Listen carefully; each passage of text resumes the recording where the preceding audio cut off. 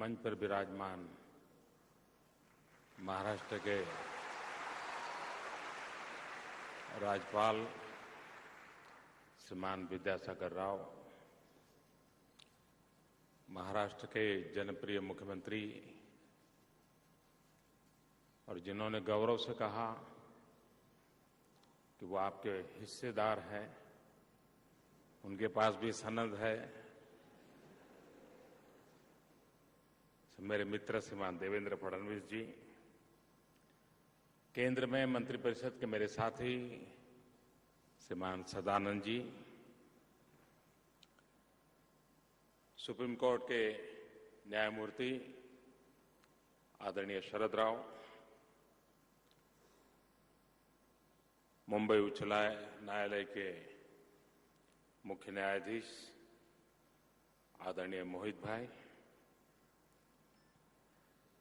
और इस एसोसिएशन के चेयरमैन श्रीमान राजीव चौहान जी, सभी आदरणीय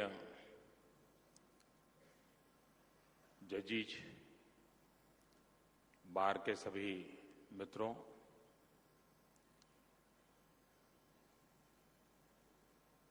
देवेंद्र जी ने तो गर्व के साथ कहा कि वे भी किसी बार से जुड़े हुए हैं, लेकिन मैं बार के बाहर हूं।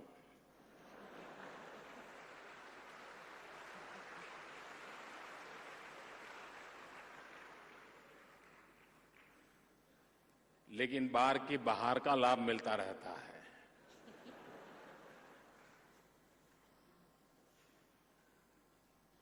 मुझे आज जीवन में पहली बार मुंबई हाई कोर्ट के परिसर में जाने का सौभाग्य मिला। वैसे अच्छा है वहां जाना न पड़े,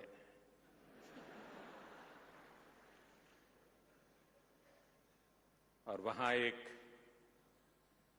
म्यूजियम का लोकार्पण करने का अवसर मिला। मैं मोहित भाई और उनकी पूरी टीम और विशेष करके श्रीमान जयकर जी को हृदय से अभिनंदन करता हूं कि उन्होंने एक उत्तम काम किया है।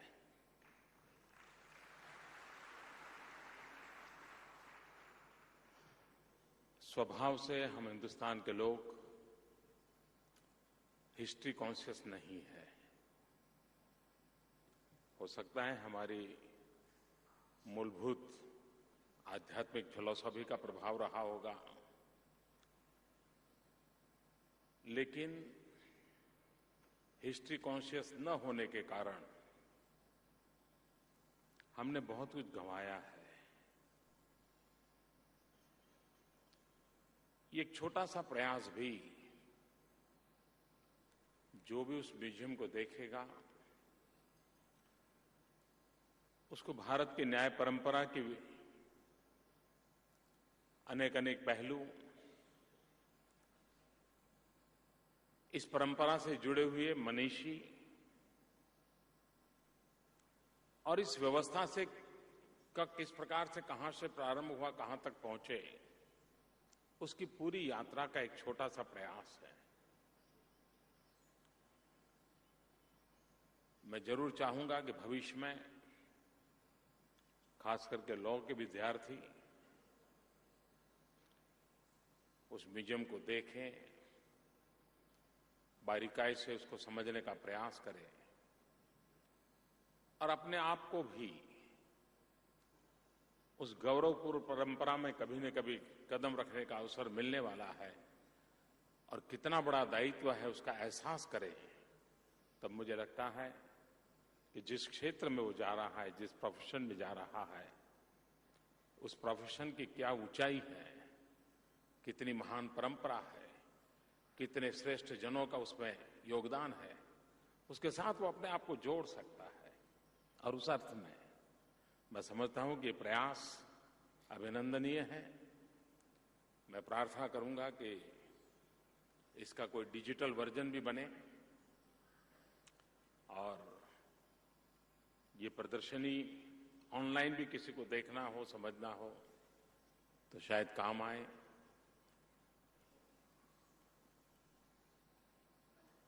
दुनिया में अधिकतम देश ऐसे हैं कि जहां म्यूजियम को समाज जीवन का एक महत्वपूर्ण हिस्सा माना गया है और हर व्यवस्था में म्यूजियम के महात्म्य को स्वीकार किया गया है। म्यूजियम के क्षेत्र में पढ़ाई करने वाले लोगों का भी आदर सत्कार होता है। इन दिनों चाइना में बहुत बड़ी मात्रा में म्यूजियम बनाने का काम चल रहा है। हर वर्ष बहुत बड़ी मात्रा में नए म्यूजियम वहां आ रहे हैं और वो अपनी पुरानी विरासत के साथ नई पीढ़ी को जोड़ रहे हैं, आधुनिक टेक्नोलॉजी का उपयोग करते हुए कर रहे हैं। भारत के पास तो संजोना संवारने के लिए क्या कुछ नहीं है। हमें भी कभी न कभी हमारी इस महान विरासत के प्रति गर्व के साथ जुड़ना होगा और आने वाली पीढ़ी को इस महान परंपरा को विरासत में देने का सौभाग्य प्राप्त हो, ये प्रयास करना होगा। और इसलिए मैं मानता हूं कि इस उत्तम काम के लिए मुंबई हाईकोर्ट हृदय से अभिनंदन के अधिकारी है।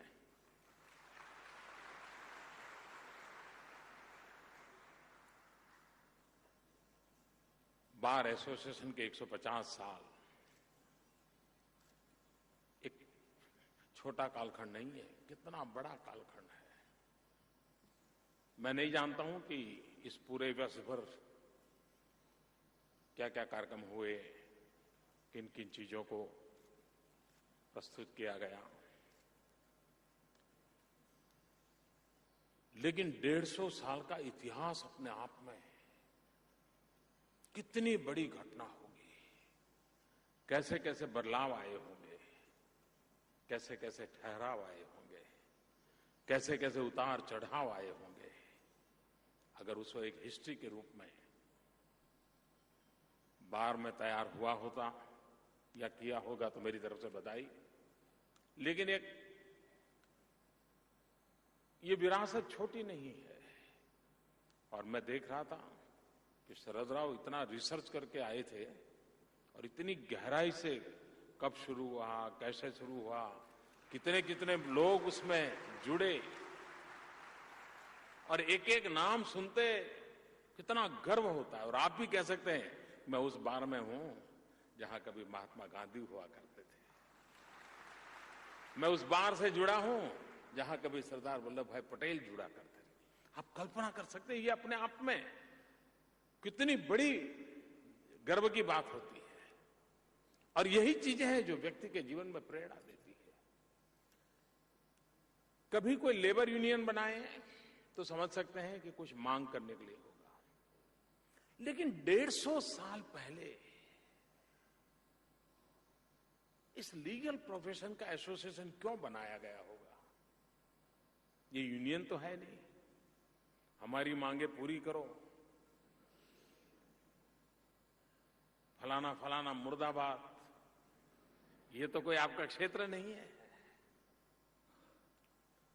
मैं अनुमान करता हूं, मेरा कोई अध्ययन नहीं है, शरद राव उस पर ज्यादा अच्छी तरह प्रकाशित कर सकते हैं। मैं अनुमान करता हूं कि उस समय के जो महापुरुषों ने इस कल्पना को किया होगा, उसके मूल में ये प्रोफेशन के लोग मिलकर के क्वालिटेटिव चेंज के लिए डायनेमिक रूप से किस प्रकार से निरंतर काम करते रहे, अपने आप को वेल इक्विप कैसे कर सके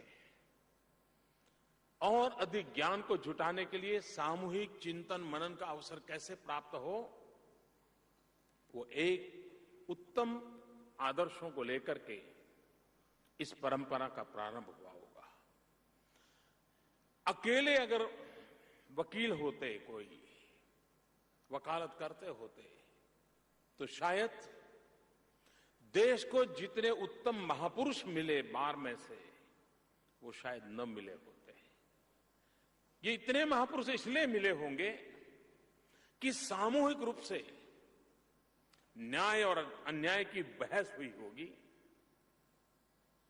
देश ने गुलाम क्यों रहना चाहिए इसकी चर्चा हुई होगी, भीतर एक आग पैदा हुई होगी और तभी सनद को छोड़ करके जो औरों को जेल जाने से बचाना के लिए जिंदगी खपा रहे थे, खुद ने जेल में जिंदगी गुजार करके देश को आजादी दिलाने के लिए जिंदगी खपाई।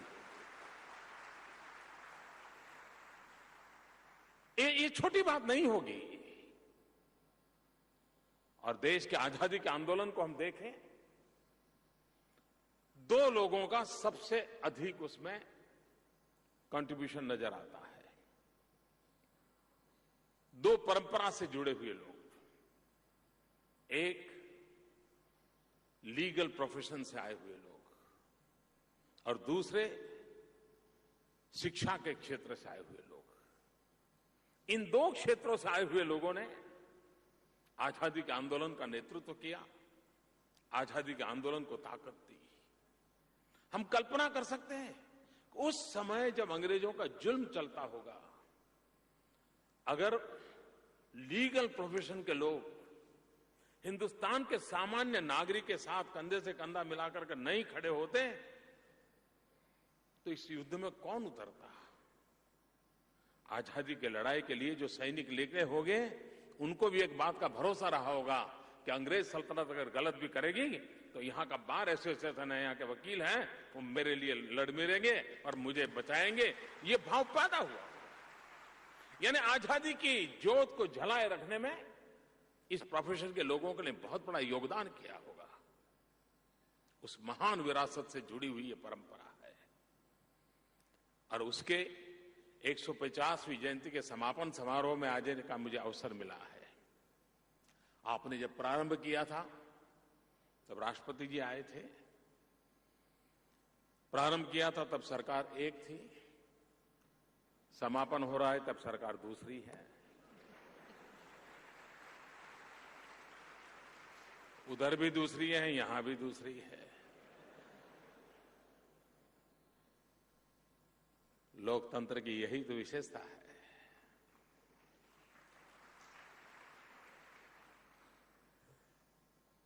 लेकिन मैं मानता हूं कि अब वक्त बहुत तेजी से बदल रहा है।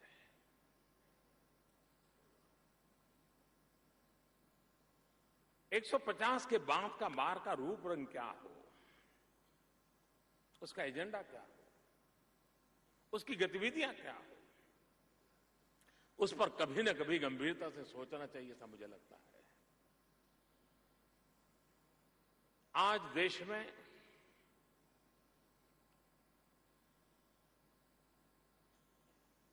मैं एक आवश्यकता महसूस करता हूं और वो क्विक जस्टिस की बात तो बराबर होती रहती है, लेकिन क्वालिटी जस्टिस की ओर ध्यान कैसे दिया जाए।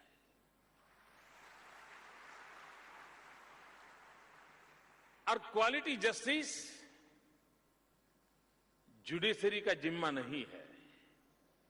क्वालिटी जस्टिस उस बहस करने वाले वकीलों पर निर्भर करता है। वो कैसा अध्ययन करके आए हैं, वो कैसे रेफरेंस लेकर के आए हैं, कितनी तेज तरार आर्ग्यूमेंट के साथ उन्होंने एक नया राह दिखाया है और एक प्रोग्रेसिव अनफोल्डमेंट, उस मंथन में से कोर्ट के भीतर वादी प्रतिवादी के बीच जो मंथन हो रहा है, उसमें से वो अमृत निकले जो आने वाली पीढ़ियों तक काम आ जाए। और तभी तो आपने भी देखा होगा, आप दुनिया के कई देशों के जजिस के जजमेंट को कोट करते होंगे, किसी और देश का होगा कोट करते होंगे।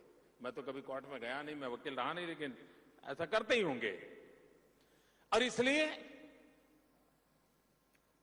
आप सामने वालों को कन्विंस करते होंगे कि ये परंपरा रही है, दुनिया में ऐसा माना गया है, उस समय ऐसा किया गया होगा। ये सारी जो प्रोसेस हैं वो क्वालिटी जस्टिस के लिए काम आती है। और क्वालिटी जस्टिस शासकों के लिए भी एक प्रकार का सीमा चिन्ह बन जाता है। एक बार, और मैंने देखा है कि हमारे यहां संसद में या विधानसभा में भी चर्चा होती है तो कोर्ट के जजमेंट को कोट किया जाता है, किए गए आर्ग्यूमेंट को कोट किया जाता है, रखे गए कोटेशंस को रखा जाता है। क्यों? क्योंकि हर कोई अपनी बात को ताकत से रखना चाहता है। आज जब डिजिटल वर्ल्ड है, हमारा पूरे लीगल प्रोफेशन की पूरी व्यवस्थाएं आज डिजिटली सारी चीजें अवेलेबल है।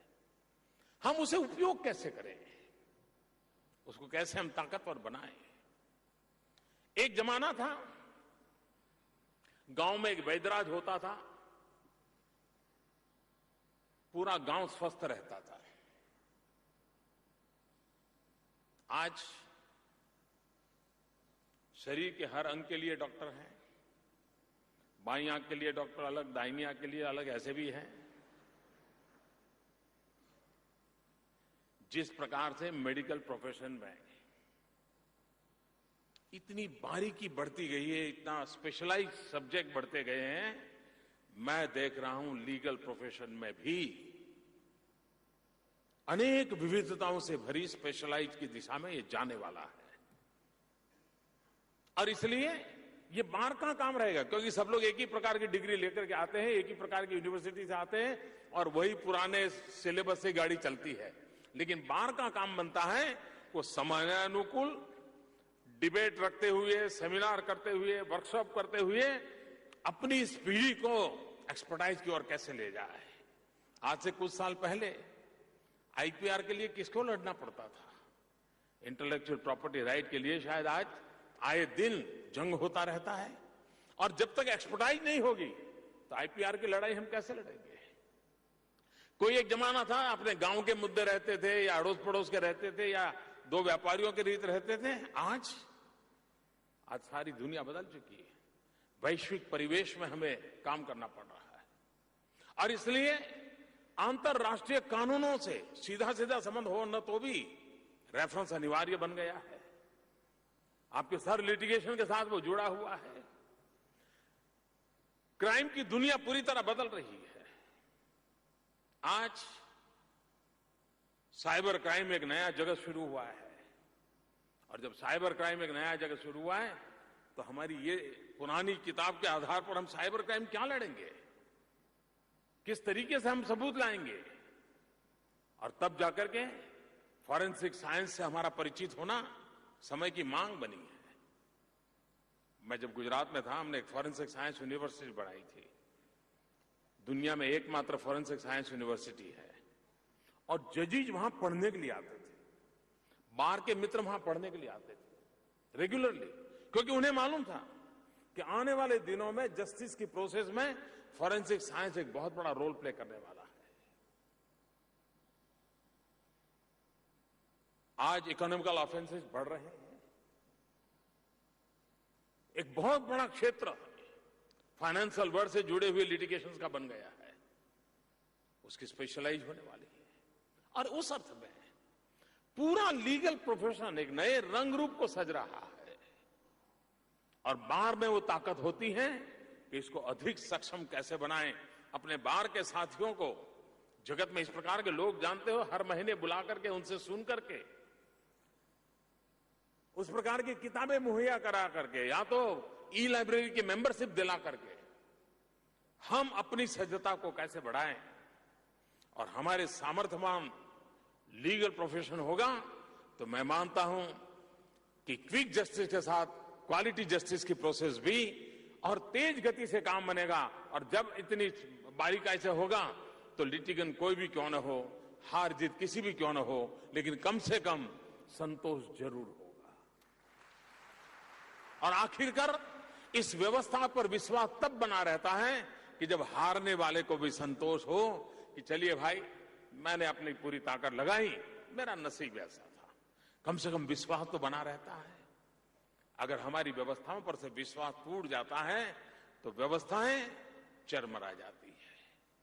और इसलिए व्यवस्थाओं में विश्वास होना, इंस्टीट्यूशनल क्रेडिबिलिटी, ये समय की बहुत बड़ी मांग होती है। और इंस्टीट्यूशनल क्रेडिबिलिटी के लिए हम जितना प्रयास करें, और ये एक जगह पे नहीं होता है। और एक क्षेत्र है जो सबसे बड़ा चिंता का है, और मैं बार के मित्रों से विनती करता हूं कि क्या आप हमारी मदद कर सकते हैं क्या? आपको हैरानी होगी, सरकार का मुख्य काम होता है कानून बनाना, लेकिन सरकार के पास कानून ड्राफ्टिंग के लिए जिस प्रकार का क्वालिटी मैन पावर होना चाहिए, मैं हमेशा कमी महसूस करता हूं। और आज जो कभी-कभी पेंडेंसी को लेकर के जुडिशरी पर आलोचना होती है कि काम नहीं हो रहा है, पेंडेंसी नहीं है, लेकिन पेंडेंसी के मूल में मुझे कभी-कभी लगता है कि हम लोग ज्यादा जिम्मेवार हैं।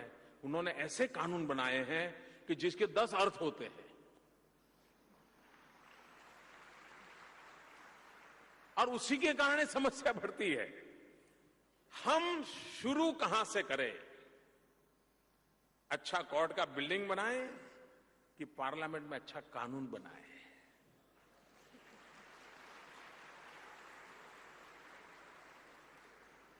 और इसलिए इन दिनों मैं आग्रह करता हूं कि कोई भी नए एक्ट का ड्राफ्ट है उसको ऑनलाइन रखो।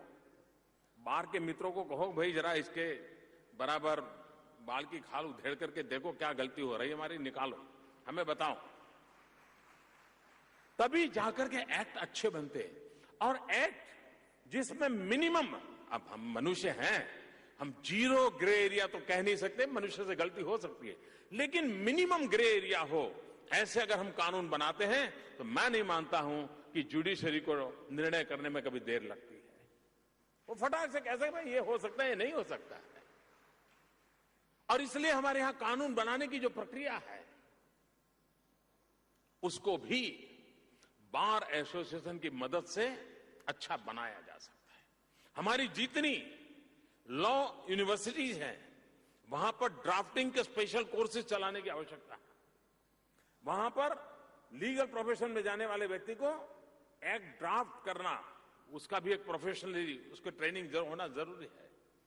जब तक हम अच्छा, सरकारों का भी एक स्वभाव रहा है, अच्छी सरकार वो नहीं है कि जो कानूनों के जंगल खड़े कर दे। हर दिन एक नया कानून बनाए और हम सीना तान करके कहते रहे हमने ये कानून बनाया, हमने वो कानून बनाया, हमने ढिकना कानून बनाया। इसलिए मैं हमेशा कहता हूं, मेरी सफलता यह है कि मैं अगर 5 साल में हर दिन एक कानून खत्म करूं,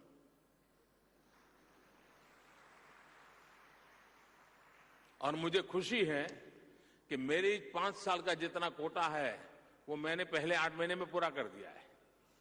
1700 कानून खत्म कर रहे, 1700 पता नहीं कैसे कैसे कानून बने पड़े हैं जी। और वो कानून ऐसे हैं कि कोई भी उस कानून को 1880 का एक कानून लेकर के आएगा और वो खड़ा हो जाएगा, और वो 2-6 महीने कोर्ट के खराब करता रहेगा। ये भी पूरी तरह व्यवस्था में बदलाव हम लगे हैं। और मैं मानता हूं कि इसको मैंने अभी मुख्यमंत्रियों से राज्य में भी कहा, मैंने कहा भाई ये बहुत हो गए, आप कुछ कम करो। जितने कानून कम होंगे उतनी न्याय की सुविधा बढ़ेगी। कानूनों के जंगल से न्याय पाना कभी कभी कठिनाई हो जाती है, और इसलिए कानून सरल हो, कानून सामान्य मानवीय को विश्वास में देने वाला हो और निष्पक्ष भाव से बना हुआ हो। तो सरकारों की भी ये जिम्मेवारी है। और जैसे हमारे लॉ मिनिस्टर कह रहे थे कि बार, जुडिशरी एंड द गवर्नमेंट, ये तीनों का फंक्शनिंग अगर एक समान रूप से चलता है और सही डायरेक्शन में चलता है तो फिर देश को परिणाम मिलता है। उन परिणाम की प्राप्ति करने के लिए हम आगे बढ़ना चाहते हैं। हम इन दिनों सारा विश्व का ध्यान भारत की तरफ है। हम पिछले कई वर्षों से सुनते आए हैं कि 21वीं सदी एशिया की सदी है, और हम ये भी देख रहे हैं कि दुनिया के लोगों को आर्थिक गतिविधि के लिए एशिया की तरफ ध्यान केंद्रित हुआ है, और पिछले कुछ महीनों से भारत के प्रति आकर्षण बढ़ा है। भारत के प्रति बड़ी आशा भरी नजर से दुनिया देख रही है। कारण क्या है? आप बार मित्रों को जानकर के खुशी होगी, विश्व भारत पर भरोसा इसलिए कर रहा है कि दुनिया के लोगों को हिंदुस्तान की न्याय प्रणाली पर विश्वास है। उनको लगता है कि भाई मैं पूंजी निवेश करूंगा तो भारत में डेमोक्रेटिक सिस्टम है, भारत में कानून का शासन है और भारत की जुडिशरी सिस्टम है जहां पर कभी कुछ गड़बड़ हुई, मैं दूसरे देश में जा रहा हूं, मुझे न्याय मिलेगा। आज अन्य देशों की तुलना में भारत का सबसे ताकतवर जो मुद्दा है विश्व को प्रभावित करने के लिए वो ये है कि हमारे पास हमारी लीगल सिस्टम, हमारी जुडिशरी टोटली इंडिपेंडेंट है और दूसरा उनको आनंद आता है कि हमारी यहां न्याय प्रणाली में अंग्रेजी का महात्म्य है। उनको संतोष होता है, वरना हम अपनी भाषा में कुछ कह दें और वो बेचारा फंस जाए तो उसको विश्वास है कि भाई चलिए कम से कम उस लैंग्वेज में मैं न्याय मांग रहा हूं जिस लैंग्वेज से मैं परिचित हूं। एक ऐसी अवस्था बनी है और इसलिए भारत के आर्थिक विकास में भी सिर्फ सुशासन और सरकार नहीं, न्याय प्रणाली भी बहुत बड़ी ताकत के साथ आज विश्व में हमारी बात पहुंचाने का आधार बनी है। और इसके लिए इस सारी महान परंपरा, ये कोई एक दिन का काम नहीं है, अब तक न्याय प्रणाली से जुड़े हुए सभी लोगों ने जो योगदान किया है इसकी प्रतिष्ठा बनाई है। किसी ने जुडिशरी में रह करके किया होगा, किसी ने बार में रह करके किया होगा, उन सब का ये योगदान आज हिंदुस्तान की भलाई के काम आ रहा है, विश्वास बढ़ रहा है। और उस अर्थ में भी मैं पूरी न्याय प्रणाली के साथ जुड़े हुए अब तक जिन्होंने काम किया है वो और आज जो काम कर रहे हैं वे सब अभिनंदन के अधिकारी हैं। वो देश को कैसी ताकत कहां से मिलती है, हम ये ना सोचें कि देश को ताकत किसी एक कोने से मिलती है, एक मल्टीपल इफेक्ट होती है जिसके कारण अल्टीमेट लोगों को हम आकर्षित कर पाते हैं और वो काम आज हो रहा है। और उस अर्थ में भी बहुत बड़ी भूमिका हमारी स्वतंत्र न्याय प्रथा परंपरा प्रणाली जो दुनिया को हमारे बातों को स्वीकार करने के लिए एक कारण बन रही है। इन सब बातों के साथ मैं फिर एक बार, मुझे आपने बुलाया, मैं आपका बहुत आभारी हूं और ऐसे वरिष्ठ लोगों के साथ मुझे मंच पर बैठने का मौका मिला, क्योंकि जो व्यक्ति का लीगल से कोई लेना देना नहीं उसको मिलने का मौका मिले, ये अपने आप में बहुत बड़ी बात है। बहुत बहुत धन्यवाद।